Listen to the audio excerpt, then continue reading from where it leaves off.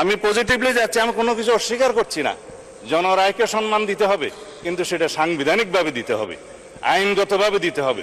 এখানে ইমোশনের কোনো জায়গা নেই, রাষ্ট্র ইমোশন দিয়ে চলে না।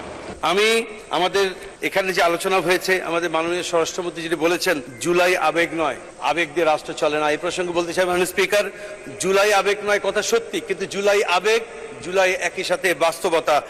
আবেগ বলে জুলাইকে খাটো করে দেখার কোনো সুযোগ নেই। মাননীয় স্পিকার, 50 ঘন্টার আলোচনার যে বিষয়টি এখানে উপস্থাপন করা হয়েছে, সেখানে সকল সংসদ সদস্যরা যাতে নির্বিঘ্নে আলোচনা করতে পারে, সেজন্য 50 ঘন্টার আলোচনার কথা মাননীয় বিরোধী নেতা উত্থাপন করেছিলেন, কিন্তু এটিকেও খাটো করে দেখা হয়েছে। আরেকটি কথা মাননীয় স্পিকার, জুলাই আইন ও অধ্যাদেশ ব্যাপারে মাননীয় স্বরাষ্ট্রমন্ত্রী উল্লেখ করেছেন।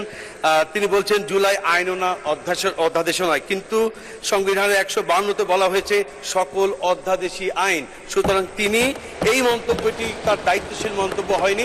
আমরা আশা করি ভবিষ্যতে তিনি দায়িত্বশীল মন্তব্য করবেন। মাননীয় স্পিকার, আমাকে কথা বলার সুযোগ দেওয়ার জন্য আপনাকে ধন্যবাদ জানাচ্ছি।